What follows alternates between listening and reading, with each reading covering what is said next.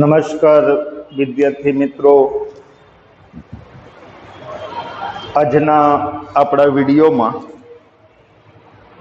ધોરણ 11 એસટી વિભાગમાં પ્રકરણ નંબર 3 કંપનીની સ્થાપના વિધિમાં પ્રશ્ન નંબર 3ની ચર્ચા કરશું।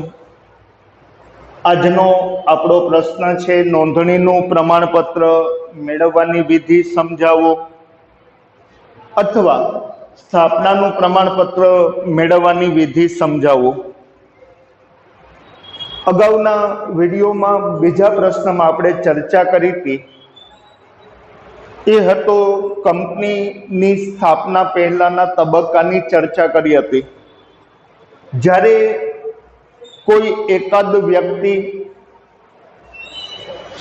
કે વ્યક્તિના સમૂહને કંપની સ્થાપવાનો વિચાર આવે ત્યારે કંપનીની સ્થાપનાની પ્રક્રિયા કરી અને કંપની સ્થાપવાનું જે વ્યક્તિ કાર્ય કરે છે તેને પ્રવર્તક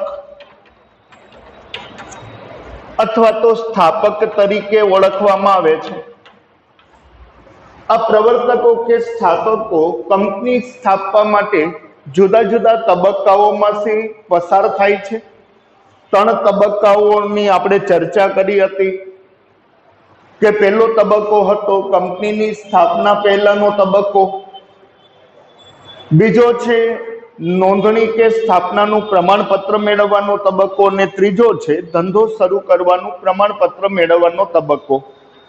તો હવે કંપનીની સ્થાપના પહેલાના તબક્કામાં આપણે 5 મુદ્દાઓની ચર્ચા કરી હતી કે કોઈ પણ કંપનીનો સ્થાપક કે જે કંપની સ્થાપવાનો વિચાર કરે છે તે સ્થાપક કંપનીની સ્થાપના પહેલાના તબક્કામાંથી પસાર થાય છે।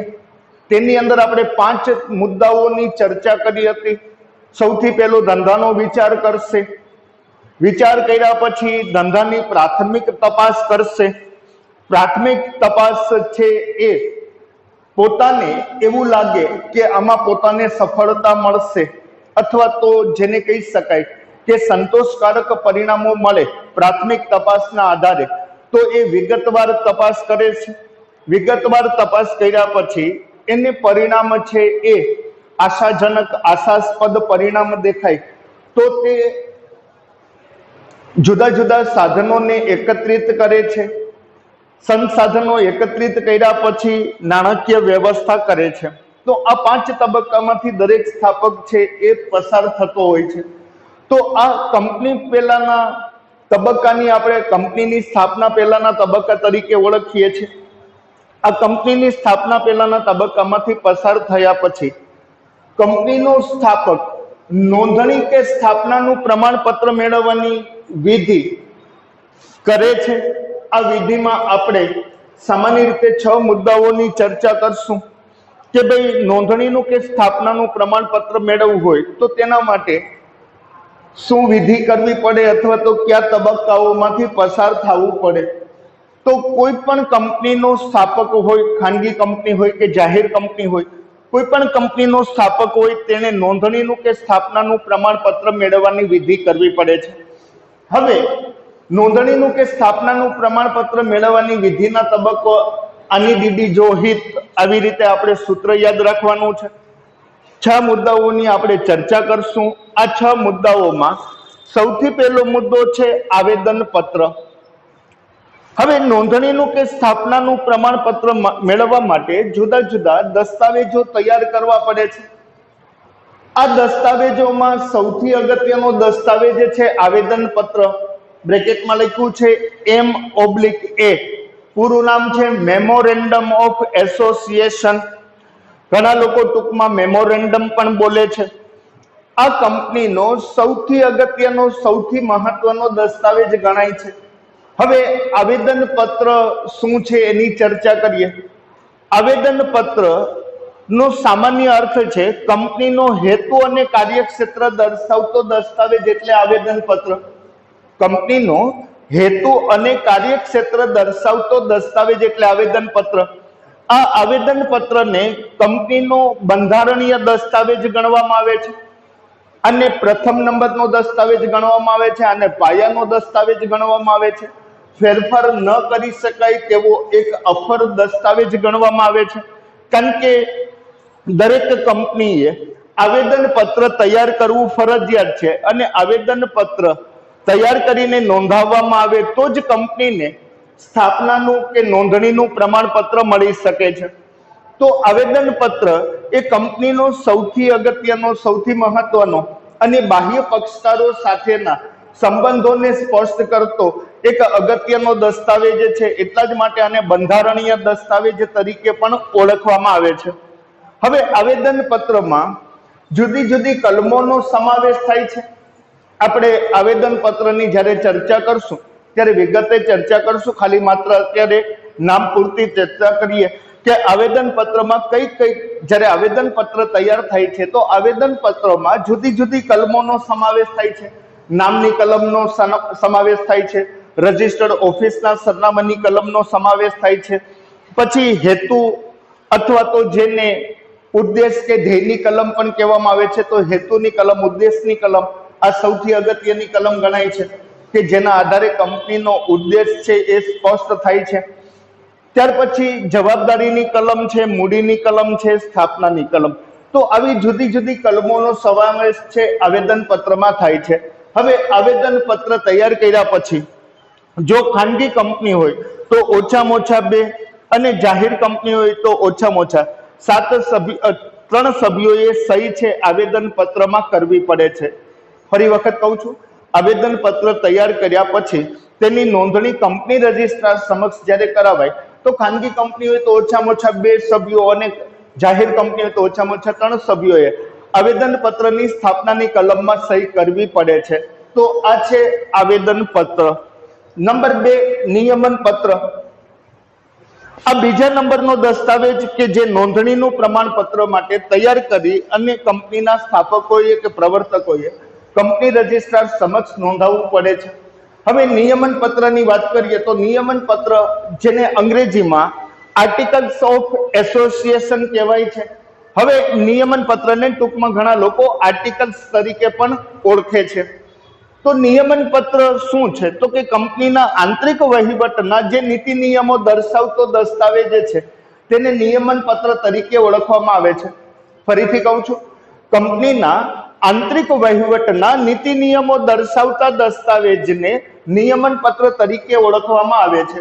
હવે આ નિયમન પત્ર ની અંદર જે કઈ કંપનીના આંતરિક વહીવટના જે કઈ નીતિ નિયમો છે તે બધા દર્શાવવામાં આવે છે. હવે કંપની છે એ આવેદન પત્રમાં મૂડીની કલમમાં દર્શાવે કે કંપની કુલ કેટલી મૂડી મેળવશે, તો આ મૂડી કયા પ્રકારના શેર બહાર પાડીને મેળવવામાં આવશે તેની વિગતો નિયમન પત્રમાં હોય છે. ત્યાર પછી જોશું તો શેર હપ્તાને લગતી, શેર જપ્તીને લગતી, શેર ફેરબદલીને લગતી, સંચાલકોને લગતી જે કઈ વિગતો છે એ નિયમન પત્રમાં, જેટલી આંતરિક વહીવટની બાબતો છે એ તમામ બાબતો છે એ નિયમન પત્રમાં દર્શાવવામાં આવે છે. હવે આ નિયમન પત્ર કોને તૈયાર કરવું ફરજિયાત છે? તો યાદ રાખજો, આપણે આવેદન પત્રમાં ચર્ચા કરી હતી કે નોંધણીનું પ્રમાણપત્ર મેળવવા માટે દરેક કંપનીએ આવેદન પત્ર તૈયાર કરવું ફરજિયાત છે. જ્યારે નિયમન પત્ર ખાનગી કંપની માટે ફરજિયાત છે, જ્યારે જાહેર કંપની માટે મરજિયાત છે. ફરી વખત યાદ રાખો, નોંધણીનું પ્રમાણપત્ર મેળવવા માટે ખાનગી કંપની માટે નિયમન પત્ર તૈયાર કરવું ફરજિયાત છે, જ્યારે જાહેર કંપની માટે નિયમન પત્ર તૈયાર કરવું ફરજિયાત નથી, કારણ કે જાહેર કંપની તૈયાર ન કરે તો ચાલે. હવે આ નિયમન પત્ર કંપનીનો બીજા નંબરનો ગૌણ દસ્તાવેજ ગણાય છે અને કંપનીના આંતરિક વહીવટના નીતિ નિયમો છે એ નિયમન પત્રમાં દર્શાવાય છે. હવે આ નિયમન પત્ર તૈયાર થઈ ગયા પછી તેની નોંધણી કરાવતી વખતે જેટલા સભ્યોએ આવેદન પત્રમાં સહી કરી હતી તે બધાએ નિયમન પત્રમાં સહી કરવી પડે છે. હવે ખાનગી કંપનીઓ તો ઓછામાં ઓછા 2, જાહેર કંપનીઓ તો ઓછામાં ઓછા 3 સભ્યોએ નિયમન પત્રમાં પણ સહી કરવી પડે છે. તો આ છે બીજા નંબરનો દસ્તાવેજ, જે ગૌણ દસ્તાવેજ છે, બીજા નંબરનો દસ્તાવેજ ગણવામાં આવે છે. તો આ છે નિયમન પત્ર. હવે ડિરેક્ટરોના નામ અને સરનામા. ડિરેક્ટર એટલે સંચાલક. આની પણ ચર્ચા કરી હતી, અગાઉ બાબતોની ચર્ચા થઈ હતી કે કંપની એક વિશિષ્ટ સ્વરૂપ છે. પોતે તો કાયદાની દ્રષ્ટિએ એક કાયદેસરની વ્યક્તિ તો ગણાય છે, જેનું કોઈ ભૌતિક અસ્તિત્વ નથી, એટલે કંપનીનું સંચાલન કરવા માટે સંચાલકોની નિમણૂક કરવામાં આવે છે. તો હવે કંપનીમાં સંચાલકોની નિમણૂક ફરજિયાત છે. તો જ્યારે નોંધણીનું પ્રમાણપત્ર મેળવતી વખતે જે લોકોને સંચાલક તરીકે કંપનીમાં નિમણૂક આપવામાં આવે છે તેના નામ અને સરનામાની વિગતો તૈયાર કરી અને કંપની રજિસ્ટ્રાર સમક્ષ નોંધાવવી પડે છે. આ વિગતોની અંદર સંચાલકનું પૂરું નામ, સરનામું, તેની ઉંમર, તેનો વ્યવસાય, તેની રાષ્ટ્રીયતા, આવી જે કંઈ વિગતો છે એ સંપૂર્ણ વિગતો સાથેની વિગતો તૈયાર કરી અને કંપની રજિસ્ટ્રાર સમક્ષ નોંધાવવી પડે છે. તો હવે કેટલા સંચાલકોની વિગતો છે કંપની આપવી પડે? તો કે ખાનગી કંપની હોય તો ઓછામાં ઓછા 2, જાહેર કંપની હોય તો ઓછામાં ઓછા 3 સંચાલકોના નામ અને સરનામાની વિગતો છે તૈયાર કરી અને કંપની રજિસ્ટ્રાર સમક્ષ નોંધાવવી પડે છે. આ ઉપરાંત એક બાબત એ પણ યાદ રાખજો, નવા કંપની ધારા 2013 પ્રમાણે કંપનીમાં કુલ સંચાલકો પૈકી ઓછામાં ઓછી એક સ્ત્રી સંચાલકની નિમણૂક ફરજિયાત છે. એટલે કે જે સંચાલકોની નિમણૂક આપવામાં આવે છે તે બધા સંચાલકોમાં ઓછામાં ઓછી એક સ્ત્રી ડિરેક્ટર અથવા તો સ્ત્રી સંચાલકની નિમણૂક કરવી ફરજિયાત છે. તો આ ડિરેક્ટરોના નામ અને સરનામાની વિગતો તૈયાર કરી કંપની રજિસ્ટ્રાર સમક્ષ નોંધાવવામાં આવે છે. હવે સંચાલકોના નામ અને સરનામા ની નોંધણી કરાવ્યા પછી ડિરેક્ટરોના લેખિત સંમતિ પત્રકો તૈયાર કરી અને કંપની રજિસ્ટ્રાર સમક્ષ નોંધાવવા પડે છે. કંપનીએ નોંધણીનું પ્રમાણપત્ર મેળવવાની પ્રક્રિયાના ભાગરૂપે સંચાલકોના નામ અને સરનામાની વિગતો તૈયાર કરી કંપની રજિસ્ટ્રાર સમક્ષ નોંધણી કરાવ્યા પછી કંપનીએ જે સંચાલકોના નામ કંપનીમાં સંચાલક તરીકે દર્શાવેલ છે તે સંચાલકો કે ડિરેક્ટર પાસેથી લેખિત સંમતિ પત્રકો મેળવવામાં આવે છે. એટલે કે સંચાલકોએ એવી લેખિત સંમતિ આપવી પડે છે કે પોતે કંપનીમાં રાજી ખુશીથી સંચાલન કરવા માંગે છે, પોતે રાજી ખુશીથી કંપનીમાં સંચાલકો બન્યા છે, તેવી લેખિત સંમતિ તૈયાર કરી અને કંપની રજિસ્ટ્રાર સમક્ષ રજૂ કરવી પડે છે, નોંધાવવી પડે છે. કારણ કે ભવિષ્યમાં કોઈ સંચાલક એમ ન કહે કે મારે કંપનીમાં સંચાલક બનવું ન હતું, મને બળજબરીપૂર્વક ધાક ધમકીથી કંપનીમાં સંચાલક બનાવવામાં આવ્યો છે. તો કોઈ પણ જવાબદારી ઊભી થાય અને સંચાલક પોતાની જવાબદારીમાંથી છટકી ન જાય તે માટે થઈ અને જે લોકોના નામ સંચાલક તરીકે દર્શાવ્યા છે તે બધા સંચાલકો પાસેથી લેખિત સંમતિ પત્રકો મેળવવામાં આવે છે. અને દરેક સંચાલકોએ પોતે રાજી ખુશીથી કંપનીમાં સંચાલક બન્યો છે અને કંપનીનું સંચાલન કરવા માંગે છે તેવા લેખિત સંમતિ પત્રકો તૈયાર કરી અને કંપની રજિસ્ટ્રાર સમક્ષ નોંધાવવા પડે છે. આ ઉપરાંત સોગંદનામું પણ તૈયાર કરી અને કંપની રજિસ્ટ્રાર સમક્ષ નોંધાવવું પડે છે. સોગંદનામામાં 3 બાબતો દર્શાવવી પડે છે. પોતે કોઈ ગુના માટે ગુનેગાર ઠરેલ નથી તેવી લેખિત સંમતિ પત્રકો નિવેદન તૈયાર કરી અને કંપની રજિસ્ટ્રાર સમક્ષ નોંધાવવું પડે છે. પોતે કોઈ ગેરરીતિ અથવા તો કોઈ પણ પ્રકારની છેતરપિંડીમાં પોતે ગુનેગાર ઠરેલ નથી તેવું નિવેદન તૈયાર કરી અને નોંધાવવું પડે છે. અને પોતાએ જે માહિતી આપી છે તે સંપૂર્ણ સાચી માહિતી છે તેવા નિવેદનો તૈયાર કરી અને કંપની રજિસ્ટ્રાર સમક્ષ સહી સાથે છે એ નોંધાવવા પડે છે. તો આ છે ડિરેક્ટરોના લેખિત સંમતિ પત્રકો. ત્યાર પછી જોગવાઈઓનું પાલન અંગેનું નિવેદન અથવા તો જાહેરનામું. તો કંપનીની સ્થાપનામાં કંપનીના સ્થાપકોએ અત્યાર સુધી કાયદાની જોગવાઈઓનું પાલન કર્યું છે અને ભવિષ્યમાં પણ પોતે પાલન કરશે. કારણ કે કંપનીની સ્થાપના કરતી વખતે કાયદાની કંપની ધારાની જે કંઈ જોગવાઈઓ છે તે જોગવાઈઓનું પાલન જરૂરી છે. તો કંપનીના સ્થાપકોએ અત્યાર સુધી જે કંપનીની સ્થાપનાની પ્રક્રિયા કે સ્થાપનાની જે વિધિ હાથ ધરી છે તેમાં કાયદાની જે કંઈ સંપૂર્ણ જોગવાઈઓ છે તેનું પોતાએ પાલન કર્યું છે તેવા પ્રકારનું જાહેરનામું તૈયાર કરી કંપની રજિસ્ટ્રાર સમક્ષ નોંધાવવું પડે છે. હવે આ કંપનીની સ્થાપના વિધિમાં કોઈ એડવોકેટ, ચાર્ટર્ડ એકાઉન્ટન્ટ કે સેક્રેટરી સંકળાયેલો હોય તો તેણે પોતાની સહી કરવી પડે છે આ જાહેરનામામાં કે કંપનીએ અત્યાર સુધીની જે કંઈ કંપનીની સ્થાપના વિધિ કરી છે તેમાં કાયદાની જોગવાઈઓનું પાલન કર્યું છે અને ભવિષ્યમાં પોતે કાયદાકીય જોગવાઈઓનું પાલન કરશે તેવા પ્રકારનું જાહેરનામું તૈયાર કરી અને કંપની રજિસ્ટ્રાર સમક્ષ નોંધાવવું પડે છે। ત્યાર પછી હિતની જાહેરાત।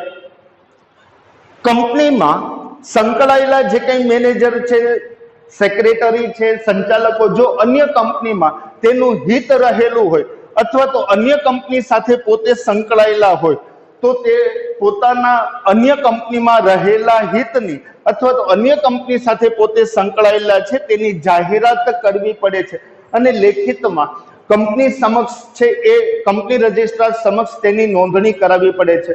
જો હિત હોય, સંકળાયેલું હોય અથવા તો અન્ય કંપની સાથે સંકળાયેલા હોય તો તેની જાહેરાત છે એ લેખિત સ્વરૂપે પોતાએ કરવી પડે છે અને કંપની રજિસ્ટ્રાર સમક્ષ નોંધાવવી પડે છે। તો આ વિવિધ દસ્તાવેજો તૈયાર કરી અને કંપની રજિસ્ટ્રાર સમક્ષ નોંધાવવામાં આવે છે। હવે કંપની રજિસ્ટ્રાર રજૂ કરાયેલા દસ્તાવેજોની ચકાસણી કરશે। બધા દસ્તાવેજો બરાબર હોય તો જરૂરી ફી વસૂલ કરી અને નોંધણીનું પ્રમાણપત્ર આપશે।